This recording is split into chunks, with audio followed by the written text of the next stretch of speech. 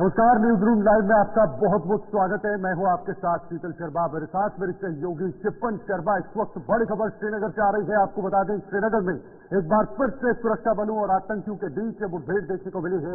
एक बड़ी खबर श्रीनगर से, जहां पर सुरक्षा बलों और आतंकियों के बीच ये बड़ी मुठभेड़, खांडियार इलाके में आतंकियों के साथ ये मुठभेड़ हुई है और मुठभेड़ में फिलहाल एक आतंकी के मारे जाने की खबर इस वक्त सामने आ रही है। आपको बता दें, सुबह से ये मुठभेड़ शुरू हुई थी। इलाके में सुरक्षा बलों ने मोर्चा संभाल रखा है और पूरे इलाके को इस वक्त घेर दिया है। चारों तरफ सिर्फ और सिर्फ सुरक्षा बल नजर आ रहे हैं, क्योंकि ये एक ऐसा इलाका है जो मेन इलाका है श्रीनगर में, खांडियार का, जहां पर आतंकियों के साथ ये मुठभेड़ हुई है और फिलहाल एक आतंकी के मारे जाने की खबर भी इस वक्त सामने आ रही है। यानी कुल मिलाकर जब से ये मुठभेड़ शुरू हुई थी, फायरिंग शुरू हुई थी, उसके बाद सुरक्षा बल के जवान वहां पर पहुंचे, बाकी जो वहां पर सिक्योरिटी फोर्सेज हैं वो जवान वहां पर पहुंचे, पुलिस के जवान, एसओजी के जवान, तमाम जो सुरक्षा बल है या सुरक्षा एजेंसियां हैं वो मौके पर पहुंचे और पूरे इलाके को घेर दिया।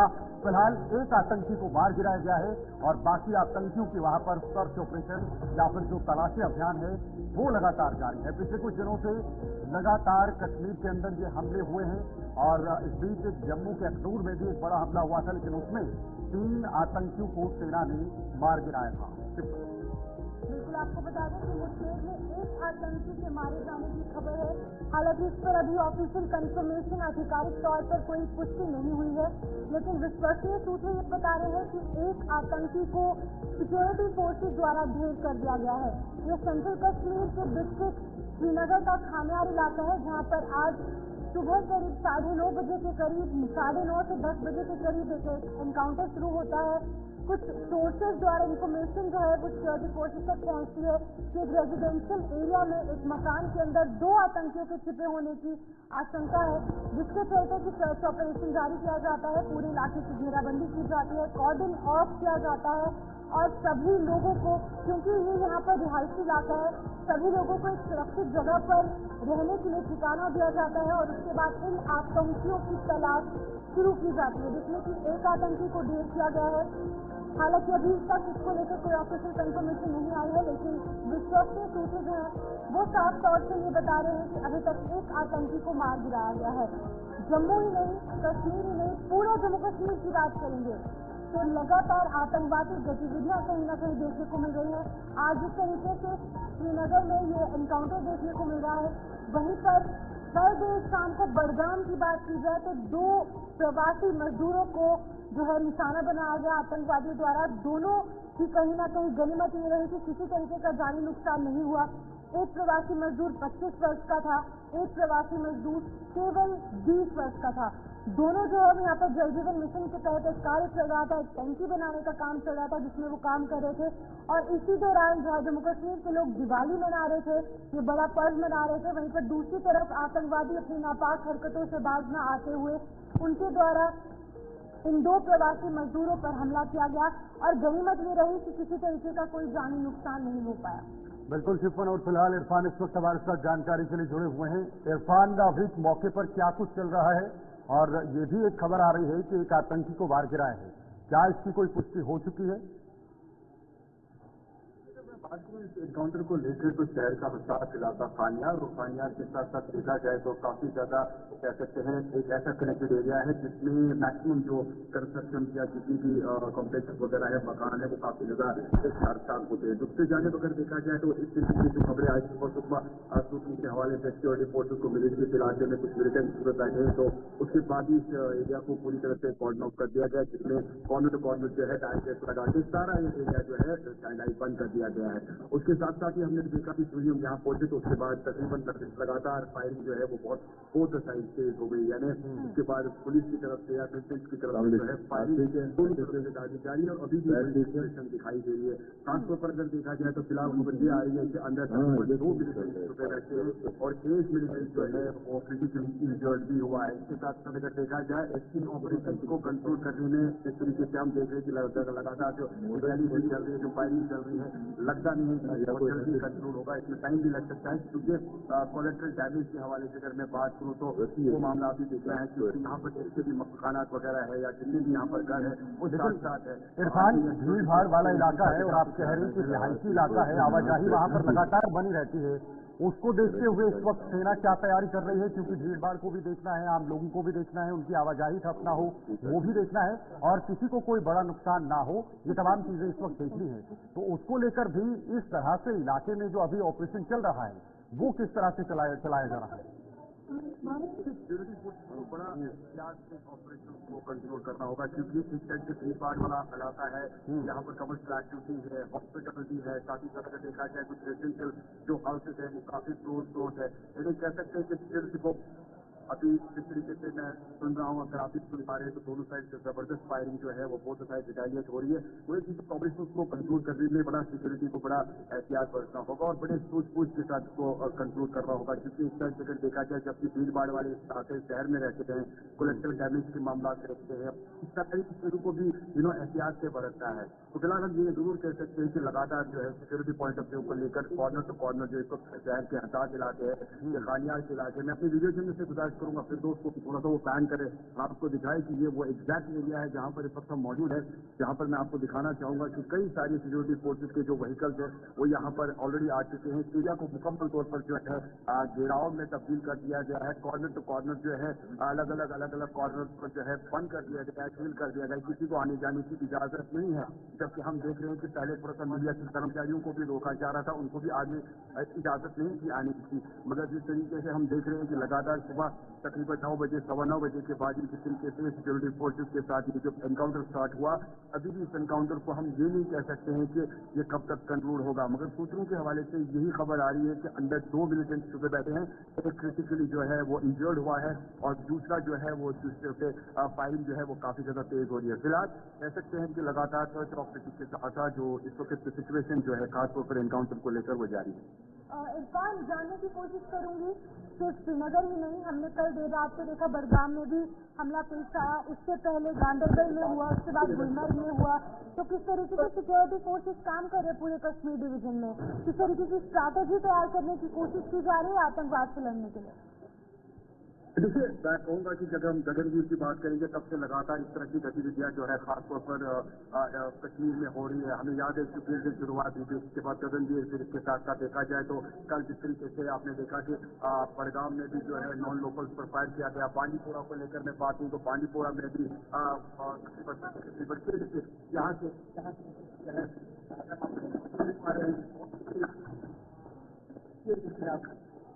फायरिंग जो है यहाँ पर हो रही है, दोनों तरफ से रिटेलिएट हो रही है फायर। यहाँ का आप देख सकते हैं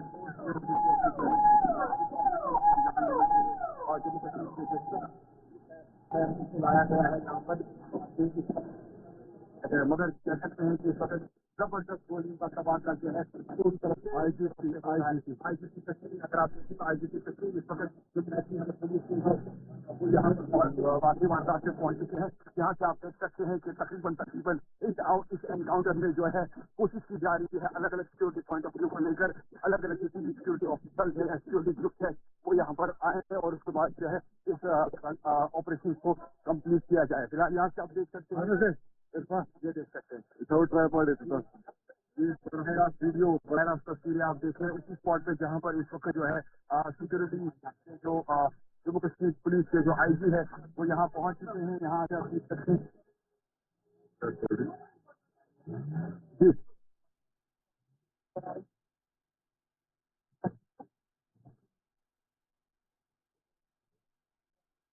जी कि एक आतंकवादी इंजर्ड हुआ है, तो ऐसे में ये पूरा एग्जैक्ट पता है कहाँ पर ये छुपे हुए हैं और जल्द से जल्द उनको मार गिराया जाए। क्या स्ट्रेटजी रखी जाएगी, क्या भारत को टारगेट किया जाएगा?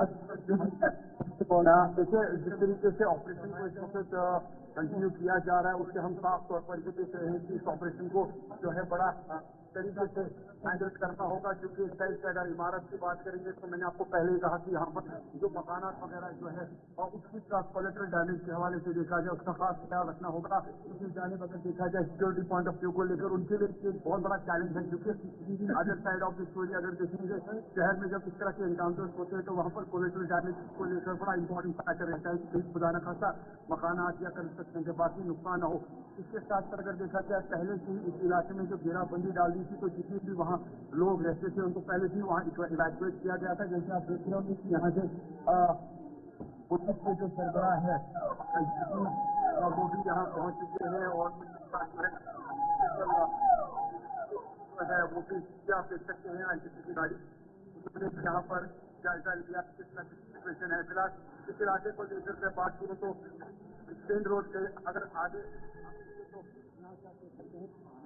खुद अगर वारदात में पहुंचे तो जायजा लिया, मगर साथ ही साथ ये कह सकते हैं कि इनकाउंटर को वक्त लग सकता है कि जिस तरीके से फायरिंग चल रही है जिस तरीके से जो रिटेलिएशन हो रही है, क्योंकि मैंने पहले ही कहा आपको कि यहाँ पर थोड़ा सा काफी क्लोज टू क्लोज जो है मकाना वगैरह है, ये बाकी चीजें इसको भी मद्देनजर रखते हुए जो है सिक्योरिटी को देखना होगा और सिक्योरिटी की तरीके से सूझबूझ के साथ इसको हैंडल करते है वो देखने वाली बात जरूर होगी, मगर फिलहाल कह सकते हैं कि इसको कुछ खबर किसी के हवाले से यही आ रही है काउंटर में पाई जा रही हुआ है और बिल्कुल इरफान, देखिए जो बड़े अधिकारी हैं वो भी वहां पर पहुंच रहे हैं और उनके आने से ये माहौल दिखाई देता है कि वहां पर कितना क्रिटिकल इस वक्त माहौल बना हुआ है और इस माहौल से निपटना पुलिस के लिए, सुरक्षा बलों के लिए बहुत बड़ी चुनौती है। तो अभी जो बड़े अधिकारी पहुंचे हैं, क्या रणनीति में थोड़ा बदलाव देखने को मिल सकता है और उसके आधार पर बहुत जल्द जितने भी आतंकी वहां पर छुपे हुए हैं उनको न्यूट्रलाइज किया जाएगा? जब आप सरबराहों को इस सिचुएशन पर देखते हैं यहाँ पर ऑफिसर्स यहाँ जब आते हैं तो वो पूरी तरह से जायजा लेते हैं, उनके पास ये प्रॉपर प्लानिंग रहती है किस तरीके से इस ऑपरेशन को है जो कंक्लूड किया जा सकता है। तो वही स्ट्रैटेजी वही प्लानिंग के साथ अगर हम बात करें तो इस वक्त जिस तरीके से आपने देखा कि आईसीसी जो यहाँ आए हैं या हमने देखा कि इससे पहले आईसीसी सीआरपीएफ या डीआरजी सीआरपीएफ वो भी सिचुएशन को जज करने के लिए मॉनिटर करने के लिए यहाँ पहुंचे थे। तो कह सकते हैं कि ये कंफ्यूजन के साथ एक बड़ा एक्सपेक्टर रहता है कि जब टॉप ऑफिसर्स यहाँ रहते हैं उनके पास प्रॉपर प्लानिंग रहती है, कुछ कमिटमेंट रहती है कि वो किस तरीके से इस ऑपरेशन को हैंडल करेंगे। अब देखने वाली बात जरूर होगी कि जब इस तरह के टॉप ऑफिसर्स यहाँ पहुंचे उनकी स्ट्रैटेजी क्या रहती है, आने वाले टाइम में वो किस तरह से हैमर करेंगे, किस तरह से इस ऑपरेशन को कंट्रोल करेंगे। मगर इस वक्त हम कह सकते हैं कि दोनों साइड से काफी ज्यादा रिटेलिएशन हो रही है, फायरिंग जारी है और फिलहाल खबर यही आ रही है कि एक मिलिटेंट जो है वो जख्मी हुआ है। इरफान, क्योंकि रेजिडेंशियल एरिया है, रिहायशी इलाका है, लोगों को इस तरीके का कोऑपरेशन यहाँ पर सिक्योरिटी फोर्सेस के साथ देखने को मिल रहा है। देखिए, मैंने आपको पहले ही कहा कि जब हम शहर के हसास इलाकों को लेकर बात करेंगे तो क्लोज से क्लोज रहती है और क्लोज मॉनिटर जो है कह सकते हैं कि जब आप इस तरह के ऑपरेशन करते हैं तो पहले इतला दी जाती है या सिक्योरिटी पॉइंट ऑफ व्यू को लेकर जो इन्फॉर्मेशन दी जाती है तो वो पहले इवैक्यूएट कर लेते हैं, पहले ही निकाल लेते हैं उन लोगों को ताकि जान का खतरा न हो या उन पर कोई ऐसी भारी भरकम सिचुएशन न हो जाए। तो हमने देखा कि जब इस ऑपरेशन को सुबह स्टार्ट किया गया पहले से ही इस इलाके में जो नियरेस्ट क्लोज हाउसेज थे या जो नेबर्स वगैरह थे वहाँ जो रहते थे वहाँ से इवैक्यूएट किया गया ताकि इस ऑपरेशन को प्रॉपरली अंजाम दिया जा सके। मगर इस साइड से जरूर हम कह सकते हैं कि जिस तरीके से गंगनाहट के साथ साथ गोलियों का तबादला लगातार जारी है, साथ ही साथ अगर मैं बात करूँ सिक्योरिटी पॉइंट ऑफ व्यू पर देखा है और इस इलाके में जिस तरह के ऑपरेशन, मुझे याद है कि तकरीबन 2.5 साल पहले शहरी श्रीनगर के दिसंबर इलाके में एनकाउंटर हुआ था और उसके बाद जो है आज हम कह सकते हैं तकरीबन 2.5 साल के बाद शहरी श्रीनगर में खानियाल के इलाके में ऐसा एनकाउंटर जो है वो देखने को मिला है। इतना लॉन्ग क्यों ना हम कह सकते हैं कि मगर लगातार जिस तरीके से गगनगीर, बांदीपुरा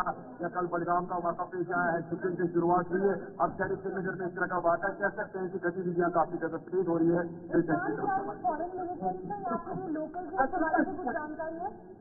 और इस सूत्रों के हवाले से सुबह सुबह यही खबर आ रही थी कि एक फॉरेन मिलिटेंट है, एक लोकल है, मगर अभी प्रॉपर पूरी तरह से पता नहीं चल रहा है, ना ही पुलिस की तरफ से खाली ट्वीट आया है एनकाउंटर को लेकर, मगर प्रॉपर जो है अभी पता नहीं चल रहा है कि ये दोनों लोकल है या दोनों फॉरेनर्स है। मगर सुबह हमें पता चल रहा था कि सोर्सेज के हवाले से एक फॉरेनर है एक लोकल है। अब पता चलेगा कि जब पुलिस का फोन आएगा या ट्वीट आएगा या कोई अपडेट आएगा उससे पता चलेगा कि मिलिटेंट कहाँ चले। बिल्कुल, देखिए इरफान, नई सरकार बनने के बाद लगातार ये हमले हो रहे हैं, क्या उद्देश्य है इन आतंकियों का, क्या नजरिया है और किस तरह से ये क्या रणनीति लेकर आए हैं फिर से जम्मू कश्मीर के अंदर? देखिए, डेफिनेटली अगर देखा जाए जिस तरीके से सरकार बनी और सरकार के साथ साथ जो है वाले निशान सब लोग क्वेश्चन खड़े कर रहे हैं कि जब से नई गवर्नमेंट बनी है तब से इस तरह की गतिविधियां हैं। मुझे याद है कि चाहे सरकार के हवाले से अगर बात करें इस तरीके से पहले भी जब गवर्नमेंट होती थी बहुत सारी चीजें यहाँ पर शहर में होती थी उसको फिर बाद में पुलिस की एडमिनिस्ट्रेशन कंट्रोल करता था। मगर अब हम जरूर ये कह सकते हैं कि जिस तरीके से हमने देखा कि ड्यूटी बनी और इसी के बाद जिस तरीके से 11/370 35 का मुद्दा चला या बाकी मामला चले तो एक काम सिचुएशन चली, मगर जब से हमने देखा कि जब असेंबली इलेक्शन हुए रिजल्ट आए, सरकार बनी, उसके बाद जरूर कह सकते हैं कि थोड़ा सा टर्निंग एंड टर्टल है, थोड़ा तेज गतिविधियां हो रही है।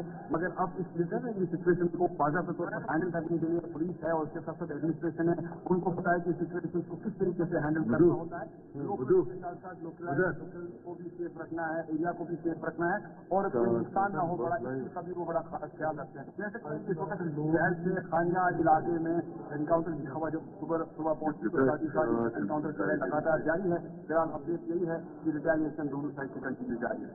इरफान, अगर बात की जाए नेशनल कॉन्फ्रेंस की, उनके मैनिफेस्टो में भी ये मेंशन था कि जिस तरीके से पाकिस्तान से टेबल टॉक की जाएगी, उनके साथ बायलैटरल रिलेशनशिप को स्ट्रॉन्ग किया जाएगा और उनसे बातचीत की जाएगी, लेकिन लगातार कहीं ना कहीं आतंकवादी गतिविधियां कश्मीर डिवीजन में इतनी ज्यादा है। क्या कुछ लगता है कि क्या बात करनी चाहिए पाकिस्तान से? जो मैनिफेस्टो में मेंशन था उसके बाद कहीं ना कहीं जो फारूक अब्दुल्ला वो कहते थे कि पाकिस्तान की तरह कश्मीर को नहीं बनने दिया जाएगा, तो इस चीज से क्या कुछ साफ हो जाता है कि क्या नेशनल कॉन्फ्रेंस भी अब लगातार कहीं ना कहीं पाकिस्तान के खिलाफ उनके साथ टेबल टॉक करने की मंजूरी नहीं उनके द्वारा दी जाएगी? मैनिफेस्टो को लेकर बात करूंगा, कई सारी चीजें जो है एड ऑन की गई थी। मुझे याद है कि लास्ट टाइम जब हमने फारूक अब्दुल्ला साहब से बात की थी, उन्होंने कहा कि अब हम इसको पाकिस्तान नहीं बनने देंगे और अब कोई ऐसा नहीं सिचुएशन नहीं कि हम पाकिस्तान के साथ बात करेंगे। पहले टेबल टॉप की बातें हो रही थी, मगर जिस तरीके से बाद में गतिविधियां तेज हुई, एनकाउंटर तेज हुए, इस तरह के नॉन लोकल पर अटैक किया गया, नेशनल कॉन्फ्रेंस जो है कम्प्लीटली एक रिवर्स कह सकते हैं कि अगर उन्होंने हैमर किया कि उन्होंने कहा कि ना ही टेबल टॉप हो सकता है, ना ही कोई बात हो सकती है और ना ही हम यहाँ पर पाकिस्तान बनने देंगे। तो जाहिर सी बात है जब आप इस तरह की सिचुएशन लगातार की शहर में देख रहे हैं, कश्मीर में देख रहे हैं, तो डेफिनेटली इसका एक इम्पैक्ट जरूर पड़ता है। और जितनी पार्टियां हैं वो नहीं चाहेगी कि आप इसमें कोई बात हो, टेबल टॉक हो, क्योंकि सिचुएशन में अगर देखेंगे कंटिन्यूसली अगर पाकिस्तान की तरफ किसी मूवमेंट करेगा तो कोई भी राजी नहीं रहेगा कि वो टेबल टॉक पर बात करे या कोई भी सिचुएशन के हवाले से बात करे। आखिरकार हर कोई सुख शांति चाहता है और हमने देखा कि पिछले कई सालों से, तकरीबन 2-3 सालों से कश्मीर में शांति जो है, शांतिपूर्ण माहौल था। मगर कहीं ना कहीं कह सकते हैं कि कुछ मूवमेंट जो है पिछले टाइम के यानी कह सकते हैं कि जब शुपियन का वाक़ा, गंजी का वाक़ा, श्रीनगर में इस तरह के वाक़ा और सुबह हमने देखा कि लगातार ये खबरें जो मौसूल हो रही है, तो कहीं ना कहीं इसका इम्पैक्ट जो है जरूर दिखाई देता है। तमाम जानकारी के लिए और ये लाइव तस्वीरें इस वक्त दिखाने के लिए इरफान फाजिल इस वक्त ग्राउंड पर हैं, जहां पर ये एनकाउंटर हो रहा है, मुठभेड़ चल रही है। हालांकि जानकारी तो है कि एक आतंकी को मार गिराया है, पुलिस के आला अधिकारी मौके पर पहुंचे हुए, लेकिन ये आधिकारिक पुष्टि नहीं हो पाई है कि क्या वाकई में एक आतंकी को मार गिराया या फिर अभी ये प्रक्रिया चल रही है। लेकिन बहुत जल्द इन आतंकियों को मार गिराया जाएगा, जिस तरह से इस पूरे सर्च ऑपरेशन को अभी सेना अंजाम दे रही है। अब जरा आगे बढ़ेंगे, बात होगी जम्मू कश्मीर के रियासी की, जहां पर एक सड़क हादसा हुआ है और इस सड़क हादसे में कुछ लोगों की जान भी चली गई है। एक बड़ी और दुखद खबर रियासी से, जहां पर सड़क हादसा हुआ। सड़क हादसे में 3 लोगों की मौत हुई और 3 लोग इसमें घायल बताए जा रहे हैं। हादसे में 10 महीने के मासूम की भी मौत हुई है। देखिए, ये बेहद ही दुखद मामला इस वक्त आ रहा है। घायलों को इलाज के लिए जेएमसी जम्मू भेजा गया है। रियासी के चसाना क्षेत्र में यह हादसा पेश आया है और सबसे बड़ी बात, ये जितने भी लोग इसमें जिनकी मौतें हुई हैं, ये 30 वर्ष से नीचे के बताए जा रहे हैं। 19 साल का, 27 साल का और 10 महीने की एक छोटी बच्ची भी इस हादसे में जो है इसकी मौत हुई है। बेहद ही दुखद मामला रियासी। बिल्कुल, आपको बता दें कि जम्मू कश्मीर के रियासी में भीषण सड़क हादसा पेश आया, काफी दर्दनाक सड़क हादसा पेश आया है। इसमें से 3 लोगों की मौत हुई है और 3 अन्य लोग जो हैं वो घायल बताए जा रहे हैं। जो जिनकी मौत हुई है उनके नाम भी सामने आए हैं। 19 वर्षीय संदूर सिंह, 27 वर्षीय एक महिला थी और एक 10 महीने की छोटी बच्ची जो है वो इसमें शामिल थी। यानी 3 लोगों की मौत हुई है और 3 लोग इसमें घायल हुए हैं। काफी दुखद समाचार, काफी दर्दनाक सड़क हादसा यहाँ पर पेश आया है, जहाँ पर सड़क हादसे में 3 लोगों की मौत हुई है और 3 लोग घायल हुए हैं। और काफी दुखद यहाँ पर ये भी है क्योंकि इस हादसे में केवल 10 महीने की मासूम की भी मौत हुई है और सभी जो घायल लोग हैं, यानी जो 3 घायल हुए हैं, उन्हें इलाज के लिए जम्मू के जीएमसी यानी कि गवर्नमेंट मेडिकल हॉस्पिटल बख्शीनगर में रेफर किया गया है, जहाँ पर उनका इलाज अभी जारी है। रियासी के चसाना क्षेत्र की बात की जाए तो वहाँ पर जो सड़क हादसा वो पेश आया है। ये तस्वीर आपके सामने है, ये वही घायल है जो कि इस सड़क हादसे में घायल हो जाते हैं, जिनकी स्थिति काफी गंभीर बताई जा रही है और 3 लोगों की इसमें मौत भी हुई है। एक 10 महीने की बच्ची, एक महिला और एक 19 वर्ष की युवा भी इसमें शामिल है। बिल्कुल, देखिए सुबह का ये पूरा मामला है और बेहद दुखद मामला। बेहद दुखद इसलिए क्योंकि ये बिल्कुल छोटी छोटी उम्र के लोग थे जिनकी वहां पर मौत हुई है। मात्र 19 साल का, एक 27 साल की महिला और 10 महीने की एक छोटी सी बच्ची जिसकी इसमें मौत हुई थी, जिसने अभी इस दुनिया को सही तरीके से देखा भी नहीं था। लेकिन 3 लोग इसमें घायल भी हुए हैं जिन्हें फिलहाल अस्पताल में भर्ती कराया गया है। जम्मू के जीएमसी में उन्हें उपचार के लिए भेजा गया है और हादसे की क्या वजह है, किस तरह से ये हादसा हुआ है, ये अभी तक साफ नहीं हो पाए हैं, ये स्पष्ट नहीं हो पाए हैं। लेकिन जम्मू कश्मीर में पहाड़ी इलाकों में ये हादसों का सिलसिला थमने का नाम नहीं ले रहा है। प्रतिदिन के कहीं न कहीं से कोई न कोई छोटा मोटा या बड़ा हादसा होते हुए निकलकर सामने आता है। और इस बीच जम्मू के रियासी में ये बेहद दुखद मामला जिसमें 3 लोगों की मौत और 3 लोग गंभीर रूप से घायल हैं, जो आप तस्वीरों में भी देख सकते हैं। ये फिलहाल उपचार के लिए जीएमसी में भेजा गया है, जम्मू के जीएमसी में, जहां पर इनका इलाज चल रहा है। लेकिन गंभीर रूप से ये भी घायल हैं। तो 3 लोग जो बहुत छोटे थे, एक सिंदूर सिंह का नामक एक युवा जो 19 साल का था, कुलचा देवी जो 27 साल की थी और एक 10 महीने की छोटी बच्ची भी इसमें शामिल थी जिसकी मौत हुई थी। तो ये चसाना में हुआ है, चबालू मोड़ में ये हादसा हुआ है जिसमें 3 लोगों ने अपनी जानें गंवाई। संजीव पराशर हमारे साथ हमारे सहयोगी इस खबर पर जुड़े हुए हैं। संजीव, कैसे ये हादसा हुआ, जरा इस हादसे को लेकर पूरी जानकारी बताइए। तो आज जिस तरह से बहुत ही दुखद खबर सामने निकलकर आ रही है, सड़क दुर्घटना में 3 लोगों की दर्दनाक मौत हो गई है, जबकि 3 लोग इस सड़क दुर्घटना में घायल हो गए हैं। मामला जिला रियासी के जसाना इलाके का है। चमेलू मोड़ इलाके में जो सड़क घटना है जो पेश आई है, जहां पर एक वाहन गहरी खाई में गिर जाती है। मामला शुक्रवार और शनिवार की दरमियानी रात का है। करीब 12:30 बजे के आसपास रात को जो इतना बड़ा जो वाकया सामने पेश आया है, जबकि एक वाहन जो कि मालिकू से चसाना की तरफ जा रही थी, चसाना से लगभग 2-3 किलोमीटर पहले ही गहरी खाई में गिर जाती है और 3 लोगों की मौत हो जाती है और 3 लोग थे वो गंभीर रूप से घायल हो जाते हैं। वहीं अगर बात करें तो इनमें 18 महीने का जो बच्चा भी शामिल है, जबकि 3 लोग इसमें घायल हो गए जिन्हें उपचार के लिए सब सेंटर चसाना ले जाया गया। प्राथमिक उपचार देने के बाद जिला अस्पताल रियासी लाया गया। जिला अस्पताल रियासी में प्राथमिक उपचार देने के बाद इनको तीनों को जो जीएमसी जम्मू रेफर कर दिया गया है। किन रीजन की वजह से सड़क हादसा पेश आया है? बिल्कुल, अगर बात करें तो जिस तरह से रियासी जिले के चसाना हो, मोहर हो, सुंगड़ी हो, ऐसे जो इलाके हैं जहाँ पर अगर सड़कों की बात की जाए तो सड़कें भी बहुत डेंजरस हैं। और कहीं ना कहीं अगर बात करते हैं जिस तरह से इस वक्त मौसम बदल रहा है, क्लाइमेट चेंज हो रहा है, उसी के साथ साथ कई बार हम देखते हैं कि आए दिन धुंध पड़ी रहती है और रात का समय था। अभी तक ये पुष्टि नहीं हो पाई है किन कारणों के साथ जो हादसा हुआ है। पर अगर बात की जाए तो सड़कें भी एक गैर खतरनाक सड़कें हैं और कहीं ना कहीं क्लाइमेट भी चेंज हो रहा है। कहीं ना कहीं अगर बात करें तो धुंध वगैरह भी पड़ी रहती है। संजीव, क्या पुलिस द्वारा इस मामले का संज्ञान लिया गया है? क्या वो कारणों का पता करने की कोशिश कर रहे हैं?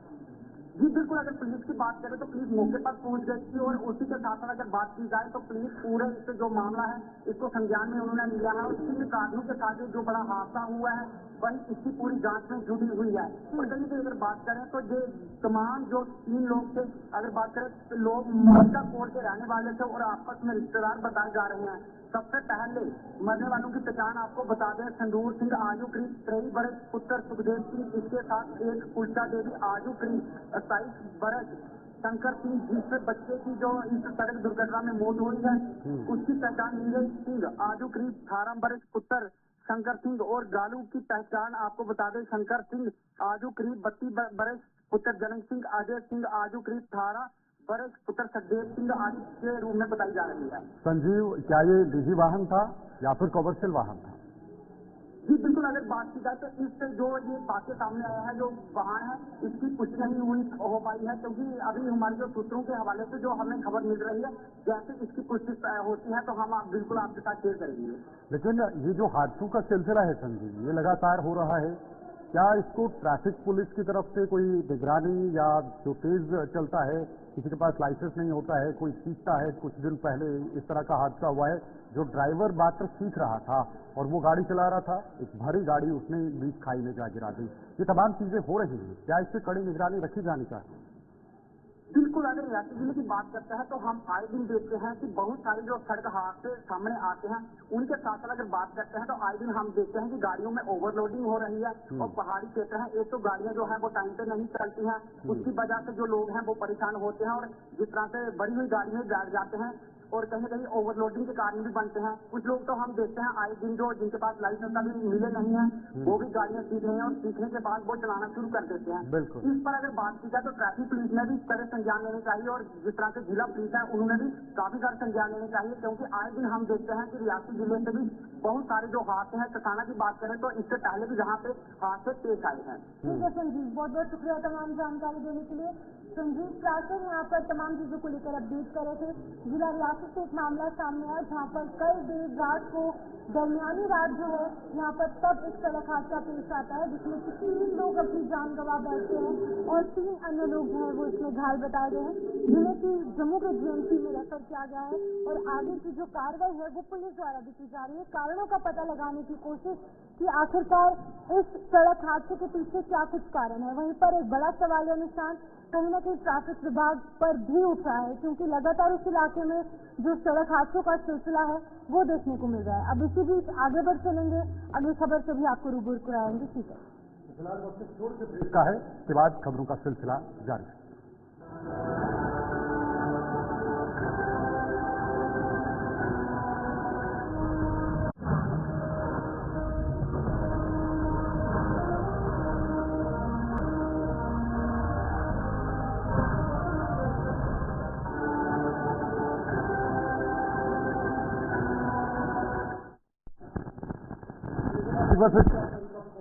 स्वागत है न्यूज रूम लाइव में। वक्त तो चला है आगे बढ़ने का। एक और बड़ी खबर इस वक्त आपको बताएंगे। भारत और चीन के बीच अब कहीं न कहीं मिठास शुरू हो गई है, क्योंकि मिष्ठान का बंटवारा मिठास में बदल गया है।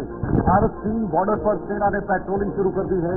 पूर्वी लद्दाख के डेमचोक से भारतीय सेना की पेट्रोलिंग देखने को मिल रही है और फिलहाल ये अब देशकांग पर भी जल्द ही पेट्रोलिंग शुरू कर दी जाएगी।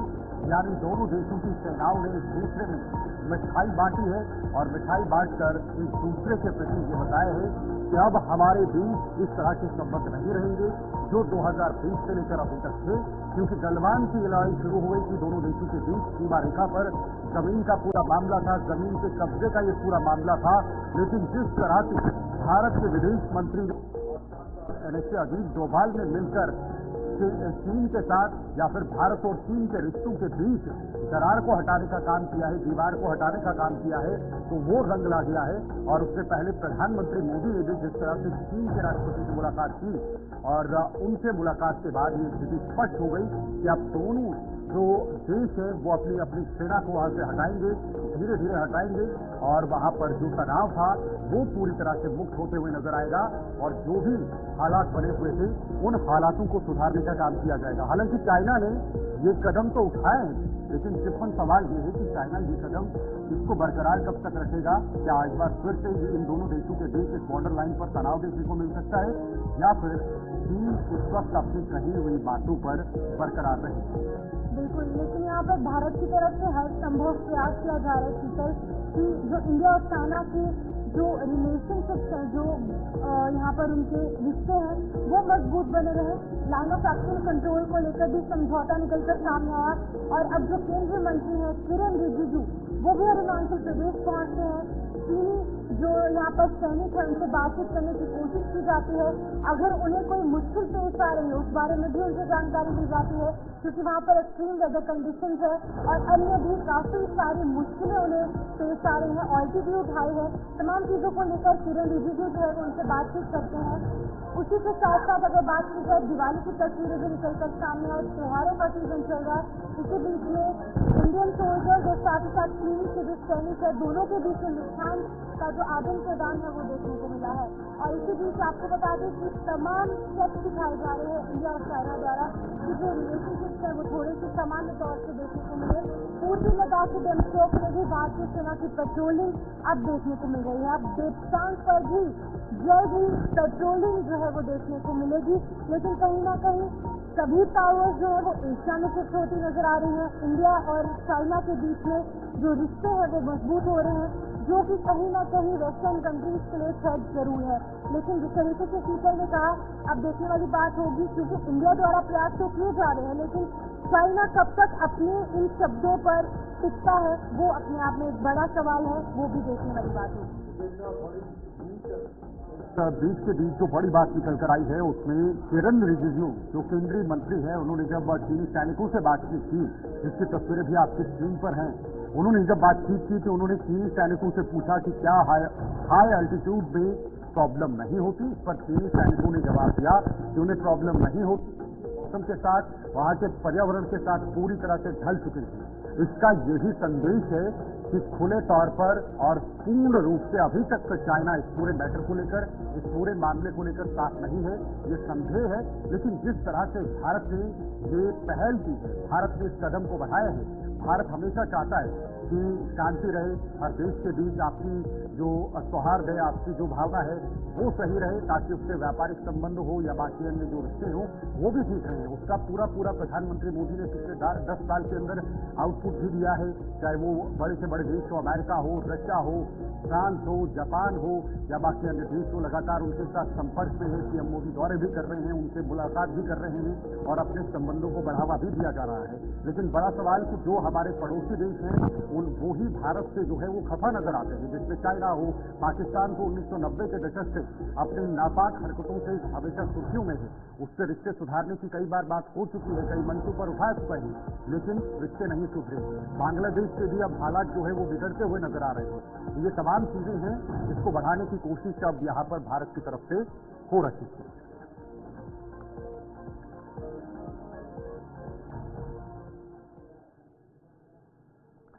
इधर यूपी के संभल में पुलिस के साथ मारपीट का मामला सामने आया है। ये पुलिस के साथ मारपीट हुई है उत्तर प्रदेश के संभल में। ये बड़ी खबर है इस वक्त। दरोगा को दबंगों ने बंधक बनाया है और देखिए दरोगा की वर्दी फाड़ दी और आग लगाने की कोशिश की। ये उत्तर प्रदेश है। उत्तर प्रदेश वो राज्य जहां पर क्राइम जो है वो तूल पकड़ता हुआ नजर आता है। हालांकि उत्तर प्रदेश के मुख्यमंत्री योगी आदित्यनाथ ने जब से सत्ता संभाली है, उन्होंने जरूर ये दावे किए हैं कि क्राइम कम हुआ है, लेकिन देखिए जिस तरह से जिस दरोगा को दबंगों ने बंधक बनाया है, दरोगा की वर्दी फाड़ी, आग लगाने की कोशिश भी की गई। दो पक्षों में विवाद की सूचना पर वहां पर पुलिस पहुंची थी, वो पुलिस जो आम लोगों के लिए होती है। लेकिन यहाँ पर देखिए कुछ दबंगों ने किस तरह से संभल के अंदर पुलिस पर ही हमला कर दिया। जुनावाई थाना क्षेत्र के गांव देवर कंचन का ये पूरा मामला बताया जा रहा है। बिल्कुल आपको बता दें कि दो पक्षों में विवाद हुआ और इस विवाद की सूचना पर पुलिस वहां पर पहुंची, जिसके बाद की बदमाशों की नीयत कहीं ना कहीं खराब हुई। उनके हौसले इतने बढ़ गए कि उन्होंने दरोगा को ही बंधक बना लिया। उसकी वर्दी जो कि पुलिस की यूनिफॉर्म है उस पर हाथ डालने की कोशिश की, उसको फाड़ दिया गया और उस दरोगा को आग लगाने की कोशिश भी यहाँ पर की गई है। आपको बता दें कि पूरा मामला आपको बताना चाहेंगे, संभल में दबंगों के हौसले इतने बुलंद हो चुके हैं और सूचना पर पुलिस पहुंची और दबंगों ने यहाँ पर पुलिस को ही बंधक बना दिया है। पुलिस ने झगड़ा न करने की नसीहत दी तो पुलिस पर दबंग जो है वो टूटते नजर आए। संभल में किसी बात को लेकर आपस में दो पक्ष भिड़ते नजर आए, जिसके बाद पुलिस मौके पर पहुंची। पुलिस जो है इस मामले का संज्ञान लिया जाना था, लेकिन वहीं पर दूसरी तरफ ये जो दबंग है इनके हौसले इतने बढ़ चुके हैं कि दरोगा को ही बंधक बना दिया गया। कहीं ना कहीं पुलिस की वर्दी को फाड़ने की कोशिश की गई और इसको आग लगाने की कोशिश भी की गई है, जिसके बाद कि अब ये यहाँ पर जूनागढ़ थाना क्षेत्र के गांव देवर कंचन का मामला निकलकर सामने आया है और दो पक्षों के बीच में विवाद के बाद पुलिस को ही बंधक बना दिया गया। बिल्कुल, और देखिए ये पूरी तस्वीर भी है, ये विजुअल भी कुछ सामने निकल कर आए। देर रात्रि PRD 1444 पर देर रात की सूचना मिली कि दो पक्षों के बीच में दूध की गाड़ी घुमाने को लेकर मारपीट हुई है, जिसमें प्राप्त तहरीर के आधार पर थाना जुनावाई पर 9 लोगों के खिलाफ मुकदमा लिखा गया। PRD जारी की सूचना पर थाना जुनावाई की फोर्स मौके पर पहुंची थी। जब वो पुलिस मौके पर पहुंची, उन्होंने पूछताछ की। पूछताछ पर परिवार के लोगों द्वारा उग्र होकर सब इंस्पेक्टर सुनील भाटी और अन्य लोगों के साथ में जो अभिरक्षा की और उनके साथ मारपीट की। जिसकी वीडियोग्राफी की गई और उसके बाद में 281/24 एक पुलिस मजम्मत का मुकदमा है, वो 9 सेक्टर के खिलाफ लिखा गया है और आगे भी भी कार्रवाई सुनिश्चित की जा रही है। यह संदेश मैं सभी संबल वासियों को देना चाहता हूँ कि किसी भी पुलिसकर्मी के साथ में अगर कोई व्यक्ति मारपीट करेगा तो उसके खिलाफ कठोर से कठोर कार्रवाई अमल में लाई जाएगी। तो देखिए किस तरह से पुलिस के अधिकारियों ने ये कहा है कि जहां पुलिस माध्यम बनकर जाती है, अगर दो पक्षों के बीच कोई तनाव या झगड़ा होता है तो उस झगड़े को सुलझाने के लिए हम वहां जाते हैं, लेकिन उल्टा हम पर ही हाथ उठाया जाता है। ये बहुत बड़ा मामला आया है संभल से। जितेंद्र सिंह फोन लाइन पर हमारे सहयोगी इस वक्त जुड़े हुए हैं। मैं सीधे अपने सहयोगी के पास जाना चाहूंगा और पूरी इस विजेंद्र सिंह है, माफ कीजिएगा विजेंद्र, क्या पूरी जानकारी है कैसे दो पक्षों के बीच विवाद बढ़ गया, पुलिस आई तो पुलिस के साथ ही झगड़ा शुरू हो गया?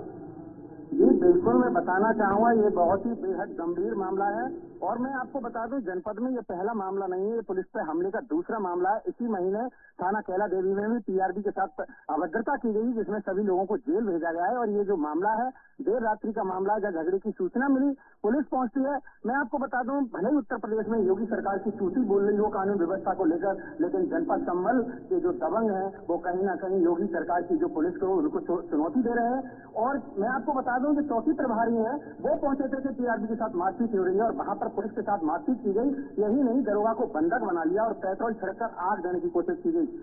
उसके बाद क्षेत्राधिकारी वहां पर पहुंचे प्रदीप कुमार और उन्होंने किसी तरह से जो दरोगा बंधक में थे उनको मुक्त कराया और इसमें कार्रवाई जरूर की जा रही है, लेकिन कहीं ना कहीं जो पुलिस की कार्रवाई है, कानून व्यवस्था की जो भय है, जो सरकार लगातार जनता को कोशिश कर रही है, विश्वास दिलाने की कोशिश कर रही है कि हम हैं, आप चिंता मत करिए, उसी योगी की पुलिस को जो है कहीं ना कहीं चुनौती दी जा रही है। जिस तरह से पुलिस के साथ मारपीट हो रही है ये बहुत बड़ा सवालिया निशान है। मुकदमा जरूर लिखा गया है, अभी तक किसी की गिरफ्तारी नहीं हुई है, लगातार दबिशें दी जा रही है, देखना होगा कब तक इनकी गिरफ्तारी हो पाती है। जी लेकिन विजेंद्र, कानून को अपने हाथों में लेना खुद में काफी बड़ी बात है और वहीं पर दरोगा पर इस तरीके का हमला करना, उनकी वर्दी फाड़ देना, उन्हें आग लगाने की कोशिश करना, किस तरीके का संदेश कहीं ना कहीं जा रहा है, क्योंकि योगी सरकार लगातार प्रयास कर रही है कि लॉ एंड ऑर्डर सिचुएशन को बैलेंस किया जाए, वहां पर स्थिति को सामान्य करने की कोशिश की जाए।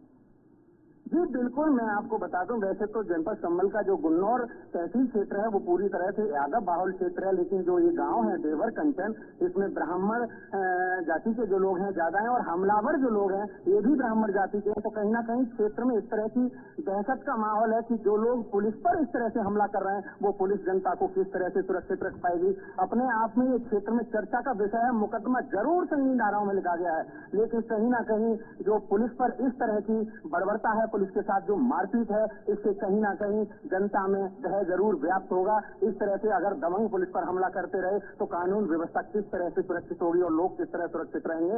इस तरह का बहुत बड़ी, ये छोटी बात नहीं है, जनपद में इस जो घटना है इसकी पूरी तरह से चर्चा का विषय बना हुआ है। जी विजेंद्र, जैसे आपने कहा कि जब पुलिस सुरक्षित नहीं है, पुलिस के दरोगा सुरक्षित नहीं है, दरोगा जो उस पूरे इलाके की कमान संभालते हैं वो तक सुरक्षित नहीं है, फिर आप, हम और आम लोग कैसे सुरक्षित रहेंगे जो वहां रहने वाले हैं?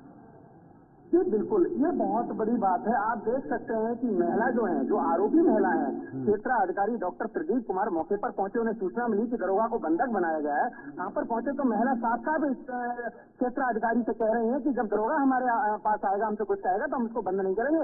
आप देख सकते हैं किस तरह की हिम्मत जो आरोपी है वो क्षेत्र अधिकारी के सामने कर रहे हैं। तो आप समझ सकते हैं किस तरह की कानून जो है वो कोई भय जनपद संभल में दबंगों को दिखाई नहीं दे रहा है। लेकिन इस तरह के संदेश को लोगों को चेतावनी देने की कोशिश जो जनपद संभल के कृष्ण कुमार बिश्नोई एसपी हैं उन्होंने कोशिश की है कि अगर कोई पुलिस के साथ मारपीट करेगा तो उसके खिलाफ सख्त कार्रवाई होगी। लेकिन इसका क्या, इस संदेश का क्या असर पड़ता है ये तो आने वाला समय ही बताएगा। जी कोई कार्रवाई शुरू हुई अभी तक इस मामले को लेकर?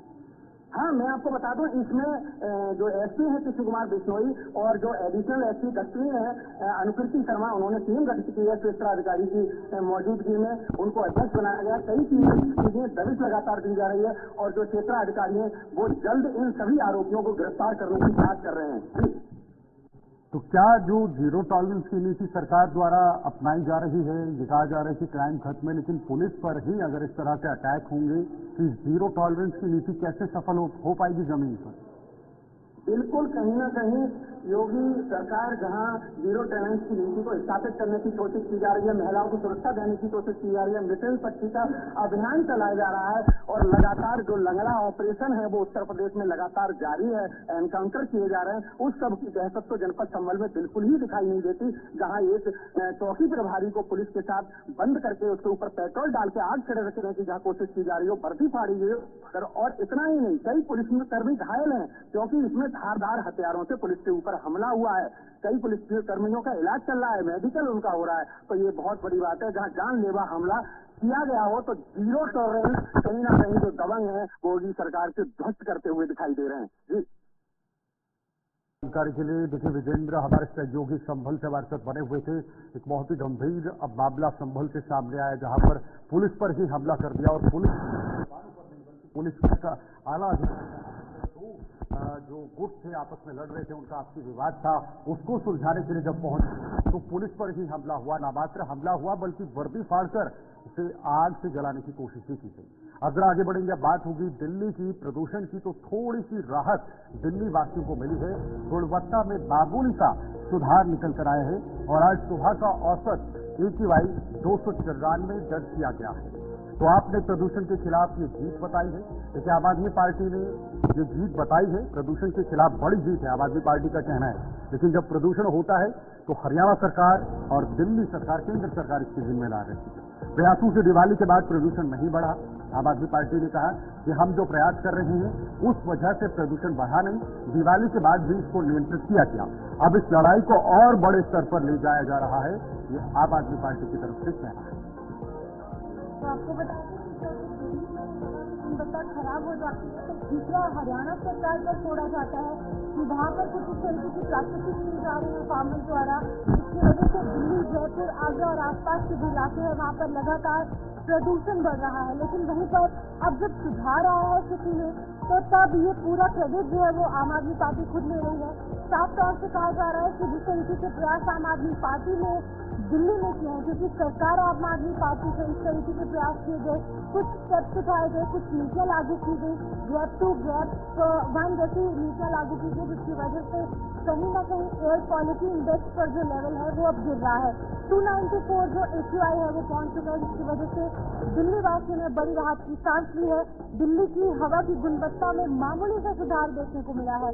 लेकिन अगर हम असल रीजन की बात करेंगे शीतल, तो यहाँ पर IMD यानी कि इंडियन मेट्रोलॉजिकल डिपार्टमेंट द्वारा साफ तौर से कहा गया है कि हवाओं का रुख इस तरीके से है और हवा काफी तेज चल रही है, जिसकी वजह से जो प्रदूषण है अब वो कहीं ना कहीं साइडलाइन हो चुका है, प्रदूषण उड़ चुका है, जिसकी वजह से जो दिल्ली की हवा है वो अब साफ हो चुकी है। लेकिन आम आदमी पार्टी की राजनीति यहाँ पर भी शुरू हो चुकी है। एनवायरमेंट को लेकर भी ये राजनीति देखने को मिल रही है और कहा जा रहा है कि लगातार आम आदमी पार्टी ने प्रयास किए हैं और लोगों ने अपनी जिम्मेदारी समझी है, जिसकी वजह से दिल्ली में हवा की गुणवत्ता में सुधार आया है। AQI जो है वो 294 पहुंच चुका है, जिसकी वजह से कहीं ना कहीं लोगों ने राहत की सांस ली है और आम आदमी पार्टी कह रही है कि ये एक बड़ी जीत है। प्रदूषण के खिलाफ आम आदमी पार्टी के प्रयास कुछ इस तरीके से है कि अब दिल्ली की हवा में कहीं ना कहीं मामूली सुधार हुआ है। दो एंटी स्मॉग गन लगाई गई है, मोबाइल एंटी स्मॉग गन लगाई गई है, जिससे इस प्रदूषण को नियंत्रित करने के लिए कदम उठाए जा रहे हैं। लेकिन जो तस्वीर हमने आपको कुछ दिन पहले दिखाई थी, दिवाली के पहले दिन दिखाई थी, वो कुछ अलग थी, दिवाली के दूसरे दिन कुछ अलग थी। हालांकि परसों ही दिल्ली के अंदर या दिल्ली के आसपास के इलाकों में दिवाली का त्यौहार मनाया गया, आतिशबाजी हुई। लेकिन उसके बाद कल जब सुबह हमने ये आपके सामने खबर रखी और दिल्ली की तस्वीरें रखी, तो उस समय की तस्वीर कुछ अलग थी। ये तस्वीर कल की है और इसमें ये साफ तौर पर दिखाई दे रहा है कि दीपावली के बाद दिल्ली के अंदर क्या माहौल बना हुआ था, कैसे धूल छाई हुई थी। लेकिन अब जाकर जब आज सुबह लोग उठे तो आज सुबह की तस्वीर कुछ थोड़ी सी अलग थी, जिसमें हल्का सा प्रदूषण का जो स्तर था वो खराब श्रेणी से आकर ठीक जो है वो देखने को मिला, थोड़ा सा फिल्ट्रेशन देखने को मिला। आपस में जो आपकी जो तस्वीरें थी वो भी कहीं ना कहीं साफ और वहां पर जो है वो स्पष्ट दिखाई दे रही थी। उज्जवल हमारे साथ फिलहाल हमारे सहयोगी इस वक्त दिल्ली से बने हुए। उज्जवल, क्या वाकई में का जो लेवल है वो गिरा हुआ है? आप भी दिल्ली में हैं और दिवाली से पहले भी आपने देखा वहीं पे हैं, तो क्या नजर आ रहा है आसपास? करेंगे तो यकीनन दिल्ली देखिए AQI लेवल जो है वो अगर आप साल 2022 को छोड़ देंगे तो उसके बाद से साल 2015 से लेकर अब तक का दिवाली के अगले दिन जो है वो सबसे साफ सुबह रही है। और देखिए कहीं ना कहीं दिल्ली में जो दिवाली है वो 2 दिन मनाई गई है। एक 31 अक्टूबर को बनाई गई थी कई लोगों ने, और एक नवंबर को बनाई गई थी। तो लेकिन अगर आप दोनों अगर देखेंगे कि दिन की जो दिवाली हुई थी अगले दिन, तो वहां पर दिल्ली की आबो हवा जो है उसमें कहीं ना कहीं मामूली सुधार जो है वो देखने को मिला था। 339 दिल्ली का जो है वो 1 नवंबर का AQI लेवल जो है वो कहीं ना कहीं दर्ज किया गया था। और इसके के लिए कहीं ना कहीं आम आदमी पार्टी अपनी तेज सत्ता पाती हुई दिखाई दे रही है। हालांकि देखिए इसमें बहुत बड़ा एक फैक्टर जो है वो तेज हवाओं की जो गतिविधि है उसने एक बहुत इम्पोर्टेंट रोल जो है वो इसमें अदा किया है शीतल, क्योंकि मौसम विभाग के जो वरिष्ठ साइंटिस्ट है डॉक्टर सोमासेन रॉय, उनसे खुद मैंने जो है वो बातचीत करी थी और उनसे ये जानना चाहा कि दिवाली पर काफी ज्यादा राजधानी दिल्ली में पटाखे जो है वो फोड़े गए थे, लेकिन उसके बावजूद भी 1 नवंबर की सुबह जितना प्रदूषण एक्सपेक्ट कर रहे थे वो क्यों नहीं हुआ। तो उनका साफ तौर पे कहना था ईस्टर्ली हवाएं जो आ रही हैं वो एक बहुत बड़ा उन्होंने मेजर रोल प्ले किया है, क्योंकि तेज हवाएं वहां से आई तकरीबन 15 से 20 किलोमीटर प्रति घंटे के आसपास की जो हवाएं हैं वो दिल्ली एनसीआर के आसपास जो है वो चली हैं। यही कारण है कि जो स्मॉग की जो सफेद चादर की लेयर थी वो पूरी तरीके से छट गई। उसके साथ साथ हल्का जो कोहरा हो रखा था वो भी राजधानी दिल्ली से जो है वो छट गया है। तो एक बेसिकली जिम्मेदार अगर आप देखेंगे तो कहीं ना कहीं मौसम ने आम आदमी पार्टी का जो है वो पूरा साथ जरूर दिया है। हालांकि आम आदमी पार्टी कह रही है कि उसने कई काम किए हैं, दावे कर रही है कि ग्रैब 1 लगाया, ग्रैब 2 लगाया। उसके बाद दिल्ली में जो सड़कें टूटी हुई थी उसको पूरी तरीके से जो है रिपेयर करने का काम आम आदमी पार्टी ने किया है। लेकिन देखिए इसमें इम्पोर्टेंट रोल जो है वो साफ सी बात है, दिखाई दे रहा है जो विशेषज्ञ बता रहे हैं कि मेजर रोल जो अदा करा है वो जो तेज हवाएं चली है दिल्ली और एनसीआर के इलाकों में, उन्होंने मेजर रोल अदा किया है। और अभी फिलहाल देखिए अगर आप दिल्ली के AQI लेवल की बात करेंगे तो जहाँ पर हम इस वक्त मौजूद है ये सेंट्रल दिल्ली का इलाका आता है और सेंट्रल दिल्ली में करोलबाग इलाका है। तो इस वक्त जो AQI लेवल यहाँ का दर्ज किया जा रहा है वो 326 है, जो कि बेहद खराब श्रेणी में आता है। देखिए इतना ज्यादा जो है गोपाल राय खुद कह रहे थे कि दिवाली के अगले दिन की जो सुबह है सरकार एक्सपेक्ट कर रही थी कि जो AQI लेवल है वो 400 के पार टाप जाएगा, लेकिन वो तकरीबन 339 रहा। तो ये भी एक कारण है कि कहीं ना कहीं आम आदमी पार्टी जो है वो एक राजनीतिक माइलेज जो है वो लेने की कोशिश कर रही है। लेकिन दिल्ली की हवा भी अभी फिलहाल जितनी हवाएं लूटी जा रही है उतनी ज्यादा साफ नहीं दिखाई दे रही है। उज्जवल जी शीतल, आप सुन पा रहे हैं सर? जी उज्जवल बताइएगा, जिस तरह से आपने कहा कि आम आदमी पार्टी अपना पीठ थपथपा रही है, लेकिन जब पोल्यूशन बढ़ता है, जब प्रदूषण का स्तर बढ़ता है, बात हरियाणा सरकार केंद्र सरकार पर आ जाती है, हरियाणा पर आ जाती है कि भाई वहाँ पर पराली जलने का मामला बढ़ा है। लेकिन जब यहाँ पर इस हवाओं के जरिए से या नेचुरल तरीके से कहा जाए तो इस वक्त थोड़ा सा प्रदूषण के स्तर में जो है वो कहीं ना कहीं यहाँ पर गिरावट हुई है। तो क्या इस तरह की राजनीति होनी चाहिए या पॉलिटिकल माइलेज जो आप कह रहे हैं वो लेने की कोशिश आम आदमी पार्टी द्वारा की जा रही है, क्या इससे होना चाहिए? उनकी सरकार है, एनसीडी में भी आम आदमी पार्टी। बिल्कुल बिल्कुल देखिए अगर आप देखेंगे तो राजधानी दिल्ली में जब भी AQI लेवल बढ़ता है यानी दिल्ली जब भी गैस चैम्बर बढ़ती है तो आम आदमी पार्टी की जो दिल्ली की सरकार है वो साफ तौर पर ठीकरा जो है वो पड़ोसी राज्यों पर फूटती हुई दिखाई देती है। पहले पंजाब की बात करी जाती थी कि पंजाब से आता है, लेकिन अगर आप देखेंगे जब से पंजाब में उनकी सरकार बनी है तो उल्टा वो कहते हैं कि पंजाब सरकार को जो है वो उनकी तेज सत्ता पानी थी क्योंकि वहाँ से पराली कम जल रही है। लेकिन देखिए पराली बहुत इंपॉर्टेंट रोल प्ले करती है, शीतल ये समझने वाली बात होगी। और पंजाब उनकी साइड से ही जो है ज्यादा घटना है वो सामने आ रही है और यहाँ की जो हवाएं है वो राजधानी दिल्ली तक पहुंचती है। दिल्ली जो है देखिए बिल्कुल सेंटर में पड़ती है, तो दिल्ली का जो मौसम है वो आसपास के जो राज्य है यकीनन उसके ऊपर जरूर डिपेंड करता है। तो यही एक कारण है। देखिए अब जब आम आदमी पार्टी अपनी पीठ थपथपा रही है तो चाहे वो भारतीय जनता पार्टी हो चाहे वो कांग्रेस पार्टी हो, तो वो आम आदमी पार्टी को आड़े हाथों लेते हुए दिखाई दे रहे हैं। उनका साफ तौर पर कहना है कि सरकार जो है वो पूरी तरीके से पर्याप्त कदम नहीं उठा रही है। हालांकि जो गोपाल जानकारी साझा करने के लिए हमारे दर्शकों को ये अपडेट इस वक्त क्या हालात बने हुए हैं, लेकिन देखिए राजनीति अभी भी इस मामले पे हो रही है। अब बात करेंगे फिर से दिल्ली की, जहां पर यमुना की स्थिति बेहाल नजर आ रही है। अभी तक जहरीला जाल खत्म नहीं हुआ है। सफेद रंग का जाल जो आप यमुना के ऊपर से देख रहे हैं वो संपन्न नहीं हो रहा है। यमुना में छठ पूजा को लेकर भी सस्पेंस बरकरार है कि क्या छठ पूजा इस घाट पे होगी या नहीं, इन घाटों पे होगी या नहीं। लेकिन जो तस्वीर निकल कर आ रही है इसमें साफ तौर पर नजर आ रहा है कि अभी भी दिल्ली के अंदर ये जाट जो है, ये ऊपरी जो सफेद रंग की जाट है वो पूरी तरह से नजर आ रही है और ये जहरीली जाट है। ऐसे में छठ पूजा के दौरान में जब घाटों पर महिलाएं पहुंचती हैं, लोग पहुंचते हैं, छठ पूजा होती है, तो घाट के नजदीक अगर जहरीला जाग उन तक पहुंचेगा तो जाहिर सी बात है ये एक बहुत नुकसानदेह साबित हो सकता है। लेकिन एक तरफ प्रदूषण को लेकर आम आदमी पार्टी ने अपनी तो सब सफाई है, लेकिन दूसरी तरफ यमुना की सफाई और यमुना का जो साफ करना है वो नहीं हो पा रहा है। उपचुनाव की खबर है यूपी से, जहां पर कांग्रेस नेता प्रचार करेंगे, चुनाव नहीं लड़ेंगे लेकिन प्रचार करेंगे। सपा प्रत्याशी के लिए कांग्रेस अपना प्रचार करेगी, यानी सपा के लिए समर्थन में ये प्रचार प्रसार होगा। कल उत्तर प्रदेश कांग्रेस पार्टी मुख्यालय में एक बैठक होगी, मीटिंग होगी और मीटिंग में प्रचार करने की रणनीति तय होगी। कुछ बड़े चेहरे भी कांग्रेस के इसमें हो सकते हैं क्योंकि उपचुनाव है, 9 सीटों पर समाजवादी पार्टी इन पर लड़ेगी, लेकिन कांग्रेस इन सीटों पर चुनाव नहीं लड़ेगी। लेकिन गठबंधन और घटक सहयोगी दल के तौर पर ये समाजवादी पार्टी के साथ प्रचार प्रसार करोगे। न्यूज़ लाइव आज के लिए फिलहाल इतना है। मुझे और मेरे सहयोगी को धन्यवाद।